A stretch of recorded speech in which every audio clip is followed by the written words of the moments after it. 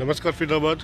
मैं विपिन शर्मा एक बार फिर आप सबका स्वागत करता हूँ। और अभी आप बैनर देख रहे हैं एक, जिसके ऊपर लिखा हुआ है तहसीलदारों पर अवैध रजिस्ट्री की शिकायत के बाद भी कार्रवाई नहीं करी।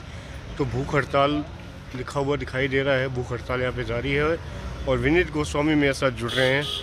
विनीत जी, पीछे बैनर पे लिखा हुआ है, इसके लिखने की वजह क्या है? आगे आप बैठे हैं। क्या कहते हैं, इसके लिखने की सबसे बड़ी वजह ये है कि एक रजिस्ट्री मेरी नॉलेज में मतलब 2018 से मैं डेवलपमेंट फ्लैट के आरटीआर के माध्यम से जी फ्लैट निकाल रहा था जी तो एक मैंने सेम विंडो, ये जो लिख रखा है बैनर, ये मेरा तीसरा धरना है जी तो मैंने 9/7/2022 में पहला धरना शुरू करा था।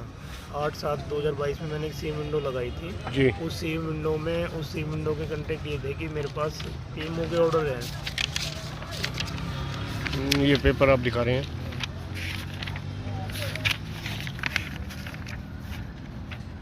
कुछ पेपर्स भी पड़े हुए हैं, दर्शकों देखो यहाँ पे क्या कहते हैं, पेपर दिखा रहे हैं।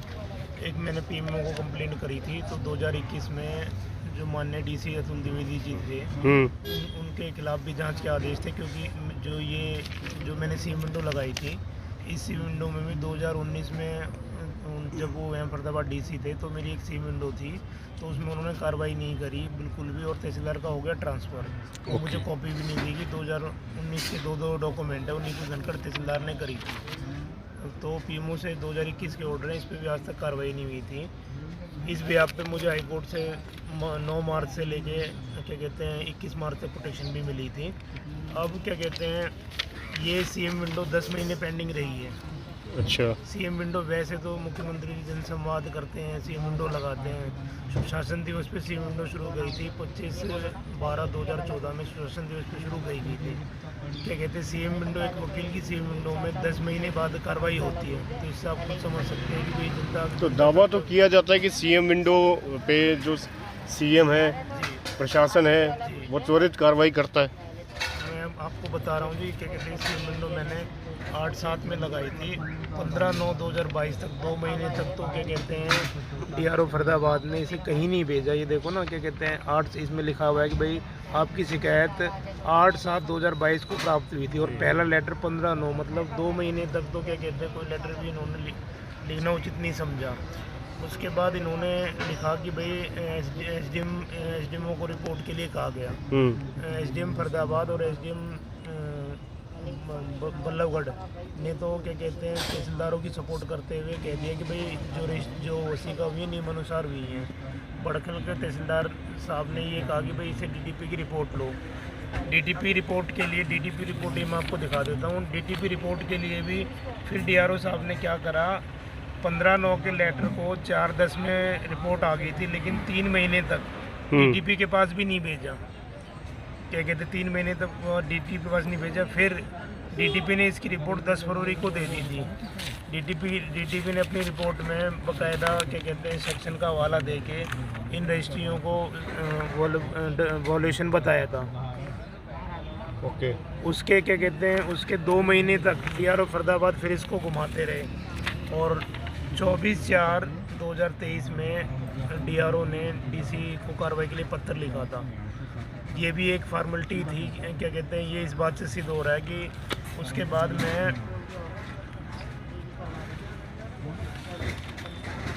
मैंने सीटीएम मैडम को क्या कहते हैं जो 29 तारीख को ग्रीवेंस हुई थी, 29 अप्रैल को मैंने 4 अप्रैल को ही ग्रीवेंस के लिए एप्लीकेशन दे दी थी। मेरी एप्लीकेशन को ग्रीवेंस में भी रखा गया। उसके अलावा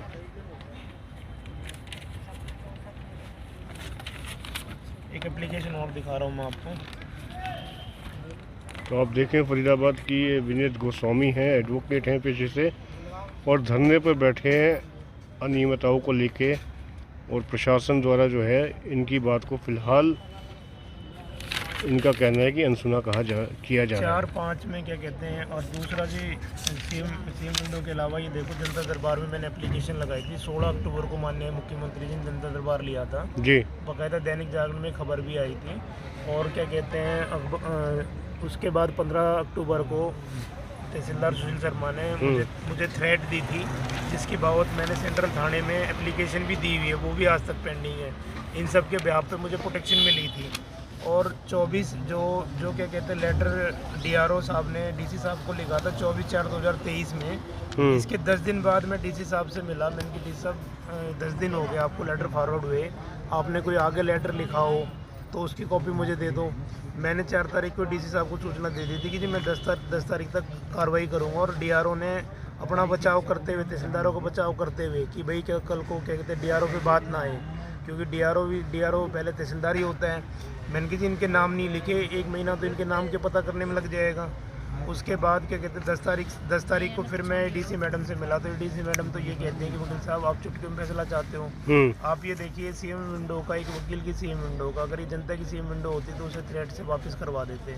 एक वकील की सीएम विंडो का 10 महीने में जब क्या कहते हैं दबाव पड़ा है, तो डीआरओ प्रोटेक्शन के जो चंडीगढ़ से मुझे प्रोटेक्शन मिली थी, उसके बाद क्या कहते हैं फिर अपराजिता मैडम ये कहती हैं 10 तारीख को कि वकील साहब आप चुटकी में फैसला चाहते हो। क्या कहते हैं मुझे आज छठा दिन है क्या कहते हैं अभी अगर 6 मेरे धरने के बाद भी इन्होंने कोई लेटर लिखा है तो भी मैं अपना धरना कल ही ख़त्म कर दूँ, ये आश्वासन तो दें। तो ये सारी बातें किसी से बात हुई आपकी, कोई क्या लग रहा है आपको? क्या कहते हैं प्रशासन तो कोई आएगा नहीं। प्रशासन अगर मैं कह रहा हूँ भाई अगर मैं गलत शिकायत कर रहा हूँ, अगर ये डबल यूनिट नहीं है तो आम जनता की बतेरी डबल यूनिट मैं ला के देता हूँ कि भाई उन्हें कर दो, और वो पैसा जो तहसीलदार ले रहे हैं वो पैसा पीएम केयर में जमा हो जाएगा, प्रधानमंत्री योजना में जमा हो जाएगा, डीसी के पास कोई क्या कहते हैं ऐप उसमें जमा हो जाएगा। उनकी वो क्यों नहीं कर दें? और मैं तो इनसे कह रहा हूँ भाई मैंने अगर पहली बात तो अगर मैंने कोई गलत एप्लीकेशन दी तो मेरे पे कार्रवाई कर लो। कार्रवाई को रोकने का मतलब तो भाई खुद ही करप्शन हो रहा है। ये सारी चीज़ें हैं भाई।